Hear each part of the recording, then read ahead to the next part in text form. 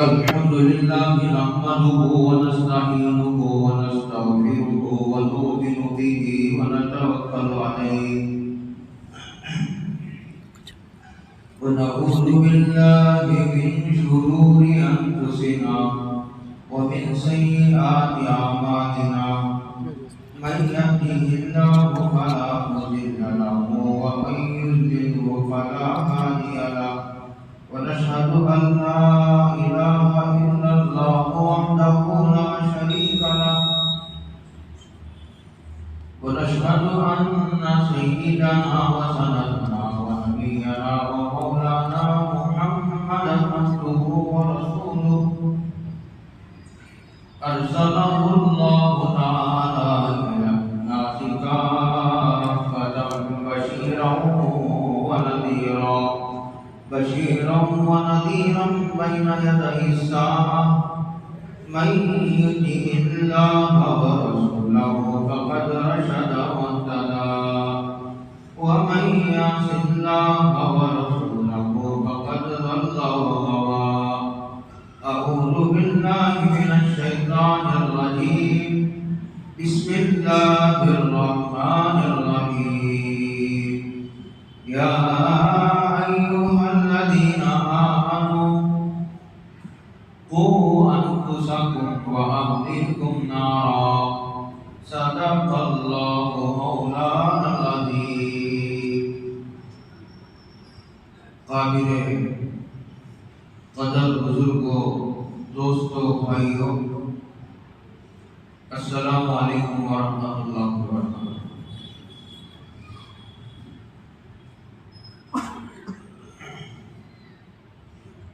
گزشتہ جمعہ یہ بات درج کی گئی تھی کہ اولاد اللہ رب العالمین کی طرف سے ایک عظیم نعمت ہے۔ اسی طرح اولاد والدین کے پاس اللہ کی امانت ہے۔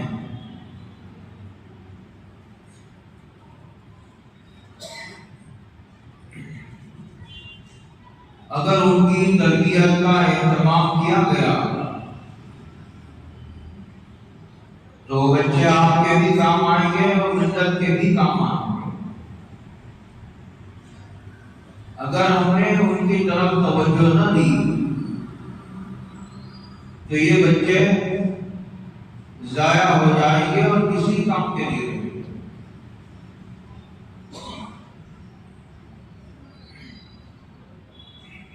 گزشتہ جمعہ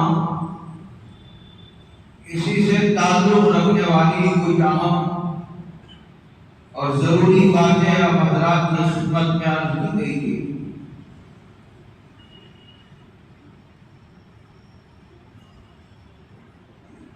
اس وقت بھی کچھ منتشر باتیں جو اولاد کی تربیت سے تعلق رکھنے والی ہیں گوش گزار کرنے کا ارادہ ہے۔ ہو سکتا ہے اللہ تعالیٰ ہمیں سے کسی کو اس پر عمل کرنے کی توفیق بخشے۔ حضرت رسول اللہ صلی اللہ علیہ وسلم نے حدیث پاک میں ارشاد فرمایا المرء علی دین خلیلہ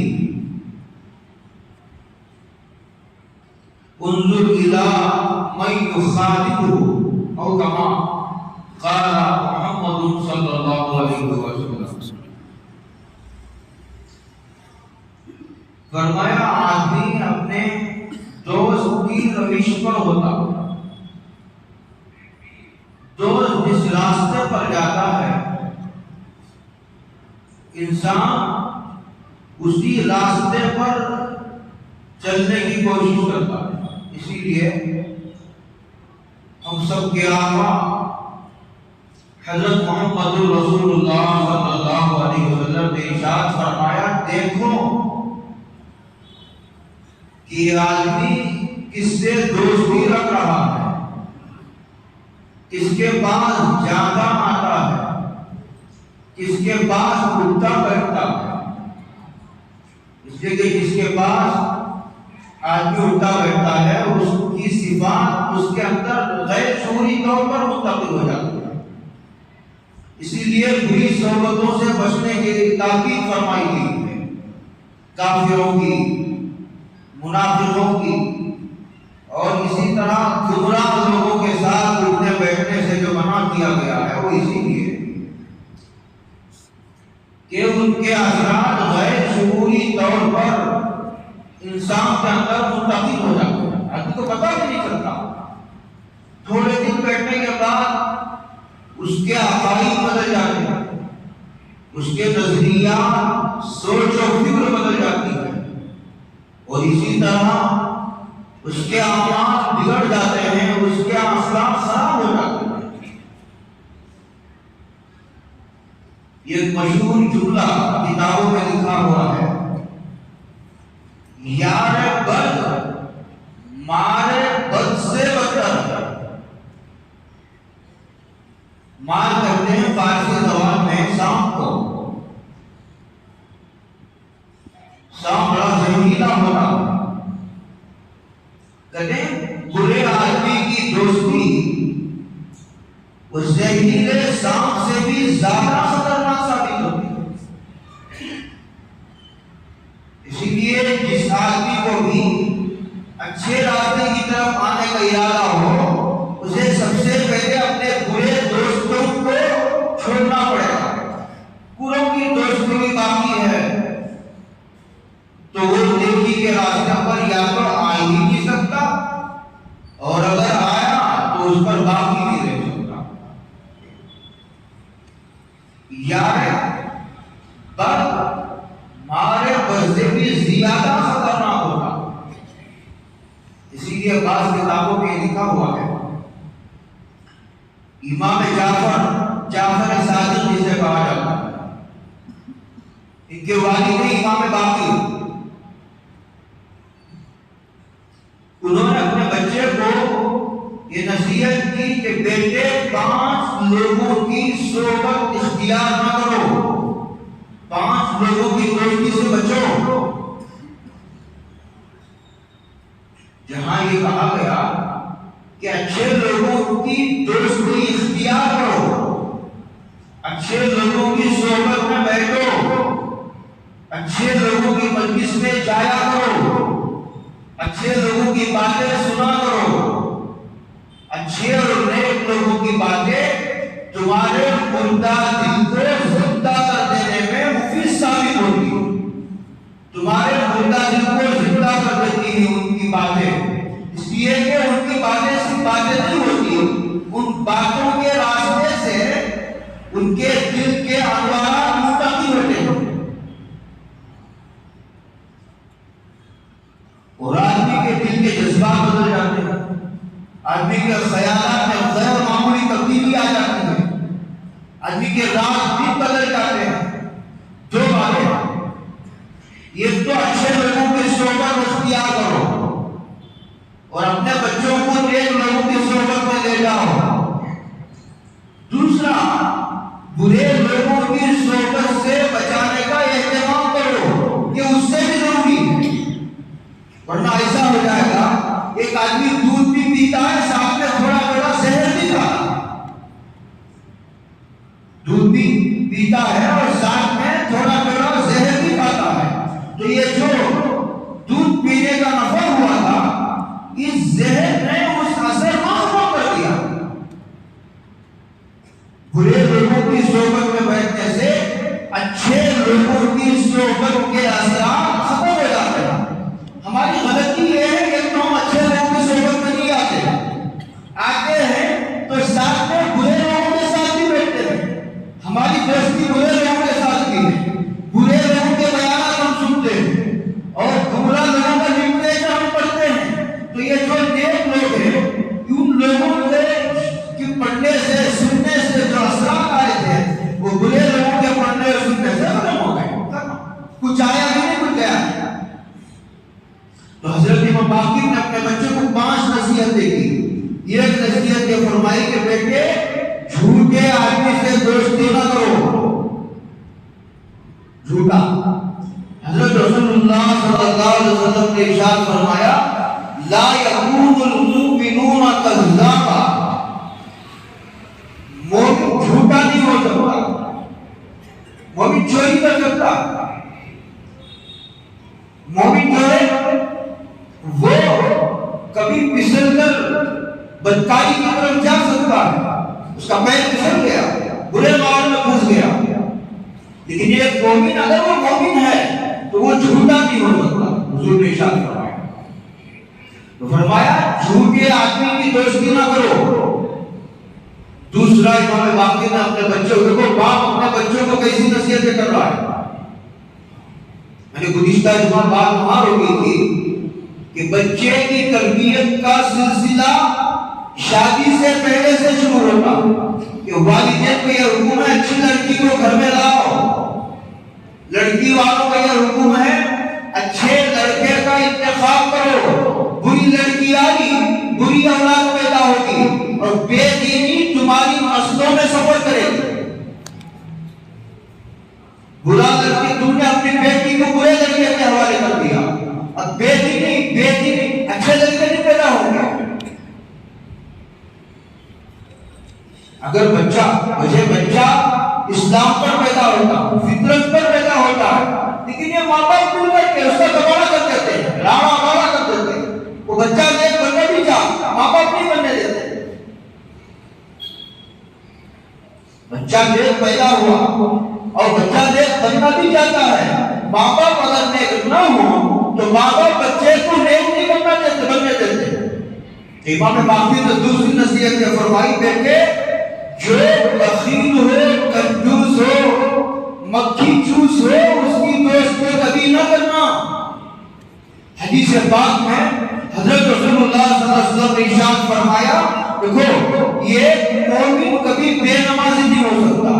بے نمازی ہونے کا مطلب یہ ہے کہ بے نمازی کسی نہ کسی درجے میں اندر سے منافق ہے۔ ایسا نہیں ہو سکتا کہ ایک آدمی اندر سے سچا پکا مسلمان ہو اور پھر نماز چھوڑتا ہو، ایسا ممکن نہیں ہے۔ وہ یا تو پکا منافق ہے یا کسی نہ کسی درجے میں منافق ہے۔ دوسرا جو مومن ہوتا ہے مومن بخیل نہیں ہوتا، اور تیسرا فرمایا مومن بزدل نہیں ہوتا، مومن بہادر ہوتا۔ تو امام باقر نے اپنے بچے کو دوسری نصیحت فرمائی، بیٹے بخیل کی دوستی نہ کرنا۔ کیوں؟ اس لیے کہ دوستی کا فائدہ یہ ہے، دوستی آدمی اس لیے کرتا ہے کہ دوست ضرورت پر کام آئے گا، اور بخیل کسی کے کام نہیں آتا۔ بخیل کسی کے کام نہیں آتا، وہ اپنے کام کے بھی کام نہیں آتا۔ بخیل اتنا بخیل ہوتا ہے وہ تو اپنے باپ پر پیسہ خرچ کرتے ہوئے بھی 1000 مرتبہ سوچتا ہے۔ تیسرا فرمایا گنہگار، کھلا گناہ کرنے والا، فاسق گنہگار کی دوستی کبھی نہ کرنا، اس لیے کہ جو اللہ کا نافرمان ہے وہ تیرا وفادار کیسے بنے گا۔ اور چوتھا فرمایا بے وقوف کی دوستی نہ کرنا، بے وقوف کی دوستی نہ کرنا۔ دوستی کرنے کے لیے صرف عقل مند ہونا کافی نہیں، نیک ہونا ضروری ہے، اور دوستی کے لیے صرف نیک ہونا کافی نہیں، عقل مند ہونا بھی ضروری ہے۔ بس بھولے بھالے ہوتے ہیں، انبیاء میں کوئی بھولا بھالا نہیں ہوا۔ بہت غور سے سمجھ لیں اس بات کی، بہت بڑے سوال کا جواب پھیلانے کا وقت نہیں ہے۔ بزرگوں میں تو ایسا ہوا ہے کہ بعض بزرگ بھولے بھالے ہوئے۔ ہمارے بزرگ کے بارے میں لکھا کتابوں میں قصہ کہ ان کا بچہ ان کے پاس آتا تھا، وہ سائیکل چلاتا تھا اور یہ کہتا تھا سائیکل میں پیٹرول ڈلوانا ہے، پیسے دیجیے۔ کیا ڈلوانا ہے؟ سائیکل میں پیٹرول ڈلوانا ہے، پیسے دیجیے۔ وہ اتنے بھولے والے تھے، پیسے نکال کر یہ کانا دھوا میں دے دیتے، ان کو پتا نہیں کہ سائیکل میں پیٹرول نہیں ڈالا جاتا۔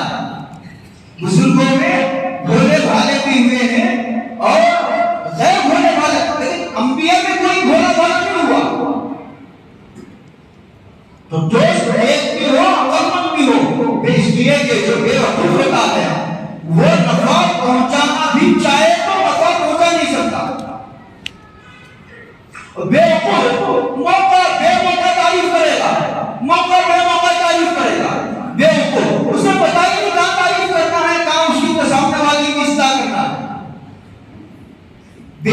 نادان دوست ہوگا. نادان جس طرح دشمن نقصان پہنچاتا ہے، نادان دوست بھی نقصان پہنچاتا ہے. پانچواں امام باقر نے اپنے بچے کو پانچویں نصیحت کرتے ہوئے فرمایا کہ بچے، جو آدمی اپنے رشتہ داروں کا نہیں، اس سے دوستی نہ کرنا. جو اپنے رشتہ داروں کا نہیں ہوتا وہ تیرا بھی نہیں ہوتا. جو رشتہ داروں کا غدار ہوتا ہے وہ تیرا بھی غدار. جو رشتہ داروں کا نہیں ہوا وہ تیرا کیا ہوگا؟ اب اس کی تفصیل کے لیے لمبا چوڑا وقت چاہیے. امام باقر جو امام جعفر صادق کے والد ہیں، انہوں نے 5 نصیحتیں فرمائی. ہماری بات یہاں سے چلی تھی گزشتہ بچوں کی تربیت کے تعلق سے. یہ دیکھو کہ بچہ کس سے دوستی کرنا، پہلے تو دوستی کرنے نہ دو. تم اپنے بچوں کو اپنے ساتھ رکھو. لوگ اپنے لڑکیوں کی حفاظت کرتے ہیں، لوگ اپنے لڑکیوں کی حفاظت کرتے، تو لڑکیوں کی بھی نہیں حفاظت کر رہے، کھلے عام چھوڑ رکھا ہے. لڑکی اکیلے ڈالی کالج کو، لڑکی اکیلے ڈالی ہے. 5 10 گھنٹے لڑکی تمہارے گھر سے باہر ہے. کہاں جا رہی ہے کچھ پتا نہیں، کہاں آ رہی ہے کچھ پتا نہیں، کس کا کہاں آ رہا ہے، کس کا کہاں جا رہا ہے، کچھ نہیں پتا.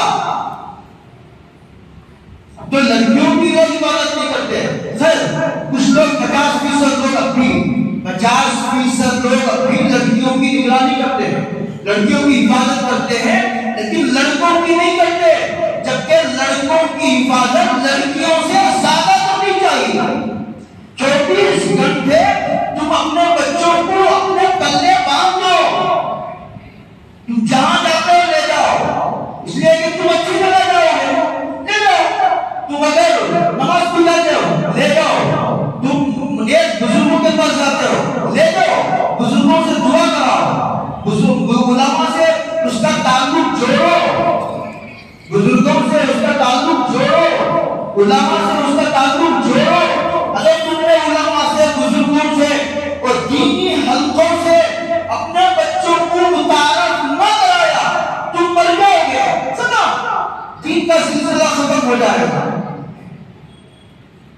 بچے کو اپنے دین کی ڈگر پر ڈالو. حدیث سے بات میں آتا ہے، حضرت رسول اللہ صلی اللہ علیہ وسلم ارشاد فرماتے ہیں العلم حق، العلم حق. اس کا ترجمہ یہ کیا ہے شاہدین حدیث نے کہ بری نظر لگتی ہے، نظر بد جسے کہتے ہیں. کہتے ہیں نا بچے کو نظر لگ گئی، یہ حق ہے، یہ کوئی وہم نہیں ہے، یہ کوئی وہم نہیں ہے. بچے کو بری نظر لگتی ہے، بری نظر کا لگنا یہ برحق ہے. اسی لیے کہا کہ بچے کو نظر لگ گئی. بلکہ حدیثوں میں حضرت رسول اللہ صلی اللہ علیہ وسلم نے بری نظر اگر بچے کو لگ جائے تو ایک دعا بھی سنائی ہے کہ یہ دعا پڑھ کر بچے کو کم کرو، اعوذ بکلمات اللہ التامات من شر کل شیطان ہامہ وعین لامہ. بتائیے اس کے نیچے ایک اور بات لکھی ہے، یہ لکھا ہے جب بری نظر لگ سکتی ہے تو بزرگوں کی اچھی نظر بھی لگے گی. بزرگوں کی نظر میں بھی اثر ہوتا ہے. وہ جو شعر ہے نہ وازوں سے، نہ زد سے، نہ کتابوں سے پیدا، دین ہوتا ہے بزرگوں کی نظر سے پیدا. بشرطے کہ وہ بزرگ ہو. صرف لوگ اس کو بزرگ سمجھے ایسا نہیں، عوام تعریف کرنی ہو نہیں. کوئی باکمال عالم اس بات کی تصدیق کرتے ہوئے یہ نیک آدمی ہے. ایسے لوگوں کی صحبتوں میں لے جاؤ، ان کی صحبتوں میں بیٹھنے سے اثر ہوتا ہے. 100% برے لوگوں کی صحبت کا اثر ہو سکتا ہے، تو کیا اچھے لوگوں کی صحبتوں کا اثر نہیں ہوتا؟ تو میں یہ کہہ رہا تھا لوگ اپنے لڑکیوں کی نگرانی کرتے ہیں. میں کہتا ہوں لڑکوں کی نگرانی لڑکیوں سے زیادہ کرو. لڑکیاں ویسے بھی گھر میں رہتی ہیں، لڑکے ادھر ادھر گلیوں میں کھیلنے جاتے ہیں، گالیاں سیکھ کر آتے ہیں. برے لوگوں کے ساتھ سنیما کھیل کر چلے گئے، ٹیکس چلے گئے،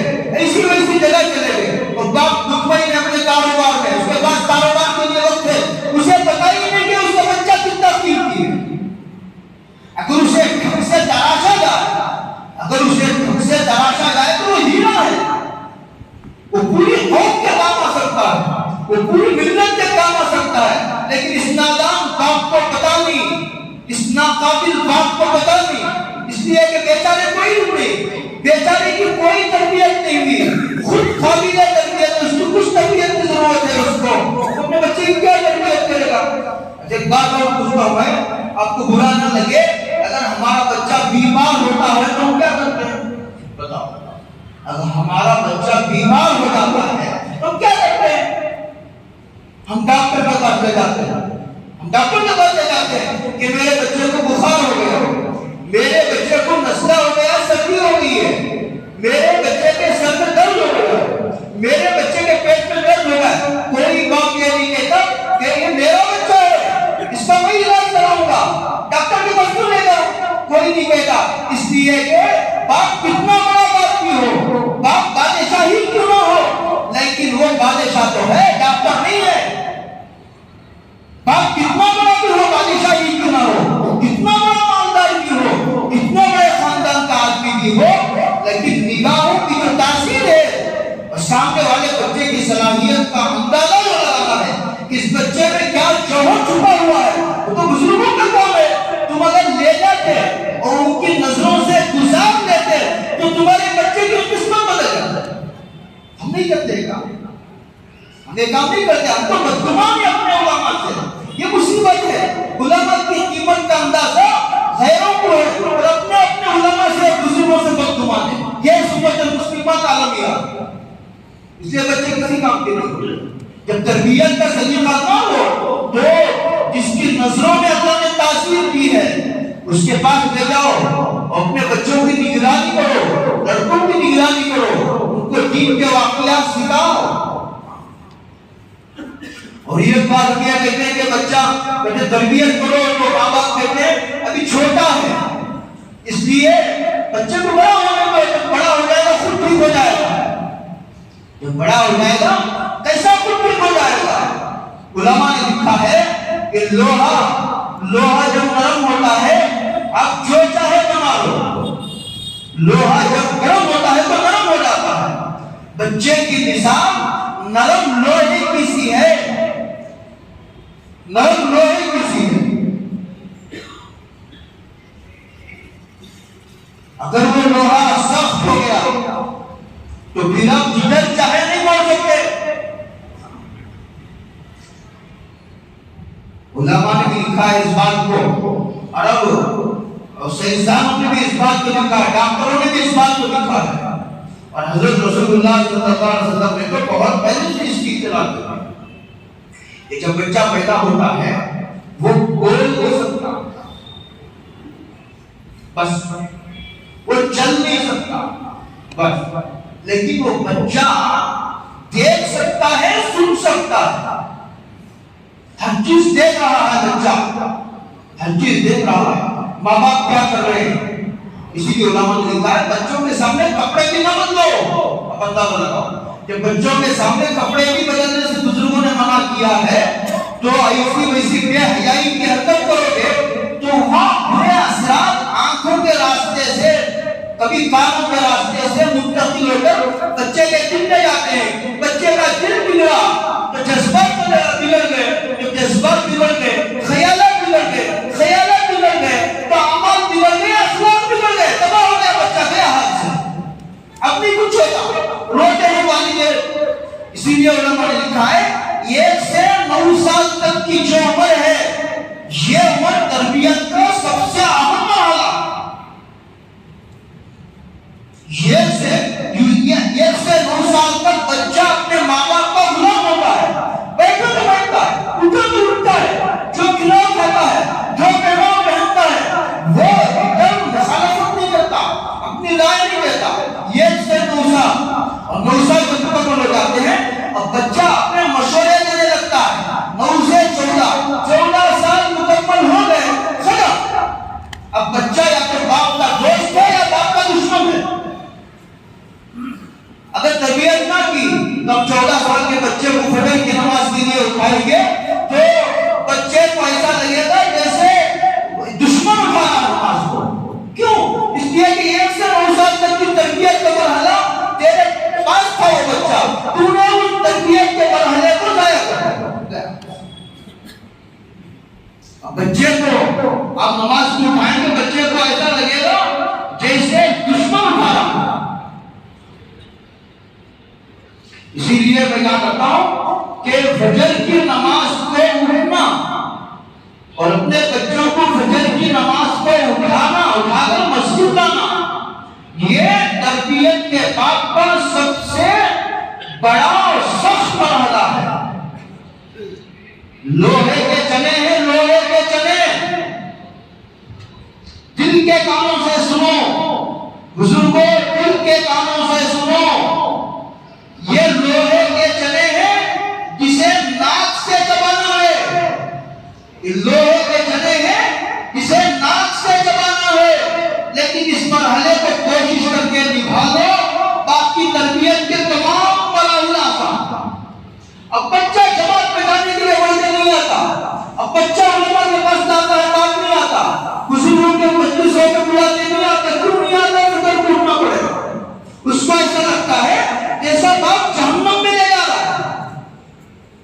اسے مدرسہ جہنم معلوم ہوتا، اسے مسجد جہنم معلوم ہوتی ہے. اسے جماعت میں لے جاؤ تو جماعت ایسا لگتی ہے جیسے جیل میں ڈال کر کے اسے خود پیٹا جا رہا ہو، اسے مارا اور پیٹا جا رہا ہو. کیوں؟ فجر کی نماز کو اٹھنے کا اہتمام نہیں. 12 بجے 10 بجے اٹھنے کا اہتمام ہے. تو بچے کو مسجد سے، مدرسے سے، علماء سے، اپنے بزرگوں سے، دینی ماحول سے نفرت، وحشت اور گھبراہٹ ہونے لگتی ہے. یہ فجر کی نماز کو نہ اٹھنے کا ایک نقصان ہے. فجر کی نماز کو نہ اٹھنے کے سب سے زیادہ نقصانات ہیں. کبھی میں ترتیب اور ذکر کروں گا. سب سے بڑا نقصان یہ ہے کہ بچے کو مسجد اور مدرسہ جہنم معلوم ہو. تم کچھ نہ کرو بھائیوں، اپنے بچوں کو پانچوں مسجد کو لاؤ. باقی تربیت کے مرحلے ہم پر چھوڑ دو. تمہارا بچہ تمہارے ساتھ سویا ہوا ہے گھر میں. یہ بڑا ہو کر بچے کو اٹھا کے تم ماں کہتے چھوڑو بچہ تھک گیا ہے رات بھر، کیا تربیت ہوگی؟ بچے کے ساتھ بیٹھ کر کے بے حیائی کے مناظر فون پہ ماں بھی دیکھ رہی ہے اور باپ بھی ٹی وی پر دیکھ رہا ہے، بیٹھ کر کے سب دیکھ رہے ہیں. کیا اثرات ہوگی؟ زہر پلایا جا رہا ہے، زہر. امید ہے کہ بچہ بڑا بن کر کے ٹھیک ہو جائے گا. جیسا میٹیریل ویسی چیز بنے گی. جیسا میٹیریل ڈالو گے ویسی چیز تیار ہوگی. گانے سناتے سناتے ماں دودھ پلا رہی ہے. حضرت خواجہ اجمیری جن کے ہاتھ پر تاریخ کی روایت کے مطابق 70 لاکھ لوگوں نے اسلام قبول کیا، واپس آئے سفر سے. ماں سے کہا ماں خوشخبری سناؤ، یہ سفر بہت کامیاب رہا. میرے ہاتھ پر اللہ نے 70 لاکھ ہندوؤں نے میرے ہاتھ پر اسلام قبول کیا. ماں نے کہا تیرا کوئی کمال نہیں ہے، کمال میرا کوئی کمال نہیں ہے. ہاں بچے تجھے سمجھ میں نہیں آتا کہ میرا کمال ہے، اس لیے کہ میں نے کبھی تجھے بے وضو دودھ نہیں پلایا. باوضو دودھ پلانا کوئی فرض و واجب نہیں ہے، لیکن اس کا تعلق تربیت سے ہے. اس کا تعلق تربیت سے ہے. یہ باپ کے 5 بچے تھے، 4 نیک ہو گئے. یہ بچہ نافرمان ہو گیا، خون کیا، قرآن غلط کیا، اور بڑوں انہوں نے اپنے حالات کا جائزہ لیا، محاسبہ کیا. ان کو پتا چلا کہ یہ وقت فاقہ تھا، گھر میں کھانے کچھ نہیں تھا. بادشاہ کے گھر سے کھانا آیا تھا، وہ میں نے بچے کو کھلا دیا. اس کا یہ اثر ہے کہ بچہ نافرمان ہو گیا. بادشاہ کے گھر کا کھانا کوئی ناجائز نہیں ہے، کوئی ناجائز نہیں، لیکن ہمارے بزرگوں نے اتنا خیال کیا ہے کہ مشتبہ چیز کھلانے سے بھی اپنے بچوں کو.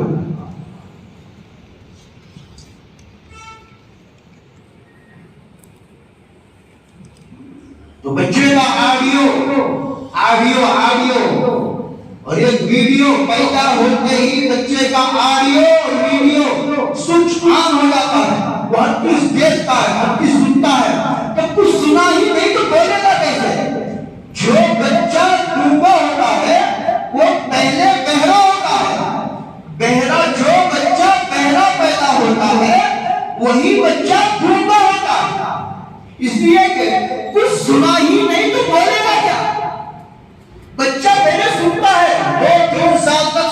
ہے، تو جو سنتا ہے وہی بولتا ہے۔ اگر آپ کو اس کا اندازہ کرنا ہو تو بچے کو پیدا ہوتے ہی سعودی عربیہ لے جا کر چھوڑ دو، کسی الگ عورت کے پاس لے جا کر چھوڑ دو، جب بچے کو زبان آئے گی عربی بولے گا۔ بچہ پیدا ہوتے ہیں تمل ناڈو میں لے جا کر چھوڑ دو، زبان آئے گی تو تمل بولے گا۔ بچے کو پیدا ہوتے لے جا کر آندھرا پردیش میں چھوڑ دو، پیدا زبان آتے ہی تیلگو بولے گا۔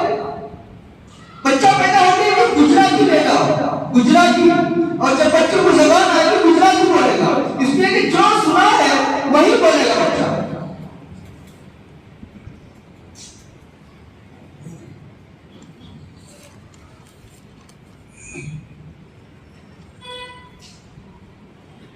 اور ہم بچے کو چھوٹی چھوٹی بات کی تربیت، ایک تو دعا، سب سے پہلے خود دعا کرو۔ اور کچھ لوگوں کو اللہ ہر زمانے میں دعا کرنے کے لیے پیدا کرتے ہیں، دعا کرنے کے لیے۔ بعض بزرگوں کو اللہ تعالیٰ قرآن اور حدیث کے مسائل مستقبل کرنے کے لیے پیدا کرتے ہیں۔ پیدا ہونے سے لے کر مرنے تک دنیا نہیں جانتی۔ امام ابو حنیفہ مشہور ہے، امام مالک، امام احمد بن حنبل، امام شافعی مشہور ہے۔ ویسے سینکڑوں علماء، ہزاروں علماء کی تعداد ہے، یہ دنیا نہیں جانتی۔ اس لیے کہ دنیا کو جاننے کے لیے نہیں پیدا کیا گیا، ان کو قرآن و حدیث کے مسائل نکالنے کے لیے پیدا کیا گیا۔ علماء بزرگوں کا ایک طبقہ اس لیے پیدا کیا جاتا ہے کہ وہ پوری امت میں چل پھر کر محنت کرے، ان کا کام ہی وہ ہے۔ یہ طبقہ ایسا ہے جن کو اللہ تعالیٰ صرف دعا کے لیے پیدا کرتے ہیں، امت کا بڑا طبقہ ان کو بھی نہیں جانتا۔ ان کا کام ہی، ان کا پیدا ہونے کا مقصد ہی ہے کہ وہ دعا کرتے ہیں پوری امت کے۔ ایسے لوگوں کی دعا سے ہی چل رہا ہے، پورا نظام تھما ہوا ہے۔ تو خود بھی دعا کرو، دن میں دعا کرو، رات میں دعا کرو، حج میں، عمرے میں، ہر جگہ دعا کرو۔ اور جن کو اللہ نے صاحب دعا بنایا ہے ان کی خدمت میں ادب سے حاضر ہو، ان سے دعا کی درخواست کرو۔ ان کی دعائیں تمہارے بچوں کی تقدیریں بدل سکتی ہیں، ان کی دعا میں جو اثر ہے زندگی کا ورق بدل سکتا ہے ان کی دعا میں وہ اثر۔ مجھے یاد آتا ہے حضرت مولانا علی میاں صاحب رحمۃ اللہ علیہ کی جو والدہ تھی وہ جوانی میں بیوہ ہو گئی، جوانی میں ان کے والدہ کا انتقال ہو گیا۔ وہ بڑی نیک، پارسا، پاک دامن، عفت مآب خاتون تھی، کثرت سے دعا، گھنٹے گھنٹے دعا کرتی تھی۔ ہم لوگ دعا ہی نہیں کرتے، ہم دعا پر بیانات سنتے۔ اب ساری بات بیان سن رہے، ہماری امت کا نوجوان دو گھنٹے ایک تو اسے ویسے فلمیں دیکھ رہا ہے، ان کا تو کوئی اڈریس ہی نہیں ہے۔ میں وہ اس موضوع پر بات ہی نہیں کرنا چاہتا، لیکن جن کو نیک کہا جاتا ہے وہ نیک نوجوانوں کا طبقہ، وہ نیک نوجوانوں کا طبقہ رات 2 بجے تک بیانات سن رہے ہیں، فجر کی نماز میں غائب ہے۔ بیانات سن کر یہ سمجھ رہا ہے کہ میں نیک ہو چکا ہوں۔ 1,00,000 بیانات سننا اور ایک فرض نماز کو جماعت کے ساتھ ادا کرنا، وہ 1,00,000 بیانات سننا، ایک فرض نماز جماعت کے ساتھ ادا کرنے کے دھول کو بھی نہیں پہنچتے۔ بیانات سنو لیکن اپنی فجر کی نماز کو خطرے میں نہ ڈالو۔ ساری بات سن رہے، جلدی سو جاؤ، اسی لیے حضور نے یہاں تک تاکید فرمائی عشاء کے فوراً بعد سو جاؤ، لیکن فجر کی نماز کو آؤ، مسجد میں آؤ، بچوں کو لے کر آؤ۔ رحم آتا ماں کہتی ہے سو جو کھٹے ہے بچہ سونے دو۔ فجر کی نماز اسے تکلیف ہے کہ بچے کی نیند میں خلل پڑے گا، جہنم میں جلانا ماں کو پسند ہے، یہ نماز نہیں پڑے گا تو جہنم میں جائے گا، آگ میں جلے گا۔ ماں کو یہ پسند ہے، کیسا بے رحم باپ ہے، کیسے ظالم والدین ہے کہ اپنے بچوں کو جہنم میں جلتا ہوا دیکھنا ان کو پسند ہے، لیکن اپنے بچوں کی دین کی قربانی دے کر ان کو پہلا گھستا کر مسجد جانا پسند ہے۔ یہ رحم ہے یا بچوں کے ساتھ خیر خواہی ہے یا بے رحمی ہے؟ یہ بچوں پر ظلم ہے۔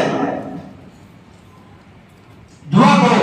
ان کی والدہ دعا کرتی تھی، خود دعا کرتی تھی، دیکھنے والے کہتے تھے، ان کے والدہ کو کہتے تھے ارے کیا تم اپنے بچے علی میاں کو نبی بنا دینا چاہتی ہو کیا؟ پوچھتے تھے، اتنی دعا کرتی تھی، گھنٹے گھنٹے دعا کر رہی ہے، ہر نماز کے بعد دعا کری اپنے بچے کے لیے۔ اتنا بڑا آدمی بنا، عرب اعجم نے ان کو اپنا لوہا مانا، عرب اعجم کو اپنا لوہا مانوا لیا علی میاں نے۔ عرب ان کی عربی کتابیں اپنے درسگاہ میں پڑھاتے ہیں۔ دعا خود بھی کرو، بزرگوں سے دعا کراؤ، ان کی صحبتوں میں لے جاؤ، ان کی نظر میں تاثیر ہے۔ نگاہ مومن مرد مومن سے بدل جاتی ہے تقدیر، نگاہ مرد مومن سے بدل جاتی ہے تقدیر۔ اب ماں ہے، دعا بھی نہیں کرتی، تربیت بھی نہیں کرتی، بلکہ اگر کوئی بچہ داڑھی چھوڑ لے تو کہتے ارے تو بوڑھا ہو گیا ہے، داڑھی تو بوڑھے چھوڑتے ہیں۔ داڑھی کون چھوڑتے ہیں؟ داڑھی بوڑھے چھوڑتے ہیں، یہ نوجوانوں کی چھوڑنے کی چیز نہیں ہے۔ بات بتاؤ، سب سے زیادہ خوبصورت چہرہ جس کا ہے مجھے بتاؤ، امانت داری سے، امانت داری سے بتاؤ، دنیا میں سب سے زیادہ خوبصورت چہرہ کس کا ہے بتاؤ؟ میرے اور آپ کے آقا حضرت محمد رسول اللہ صلی اللہ علیہ وسلم کا چہرہ دنیا میں سب سے زیادہ خوبصورت ہے۔ انبیاء میں بھی کسی کا چہرہ اتنا خوبصورت نہیں تھا، انبیاء میں بھی اتنا خوبصورت چہرہ کسی کا نہیں تھا جتنا خوبصورت چہرہ میرے اور آپ کے آقا حضرت محمد رسول اللہ صلی اللہ علیہ وسلم کا تھا، اور حضور کے چہرے پر داڑھی تھی۔ ماں کیسے سکھلا رہی ہے؟ ارے دادی نانی کہتی ہے ارے داڑھی چھوڑے گے تو کوئی رشتہ نہیں دیں گے، کوئی لڑکی نہیں پسند کرے گی۔ کہاں سے مدد آئے گی؟ کئی رشتے، میں کیا تفصیل میں کروں، یہ وقت نہیں ہے، یہ ایک رشتہ لڑکی والوں کا، یہ ایک رشتہ ایسا آیا، لڑکے والا آیا پھوپا پوچھنے کے لیے، یہ دبلور کا واقعہ ہے، یہ دبلور کے دارالفتہ کا واقعہ ہے۔ یہ نوجوان اپنے گھر کے ذمہ داروں کے ساتھ آیا اور وہ یہ کہتا ہے کہ لڑکی والے مجھے آئے اور انہوں نے دیکھا، مجھے پسند کیا، تمام تفصیلات ان کو پسند ہیں، منظور ہیں، لیکن ان کی ایک شرط یہ ہے کہ لڑکے کے چہرے پر داڑھی ہے، وہ داڑھی ہمیں پسند نہیں ہے، داڑھی مٹائے گا تو ہم اس سے شادی کرنے کے لیے تیار ہیں۔ یہ مسلمان کا کہنا ہے۔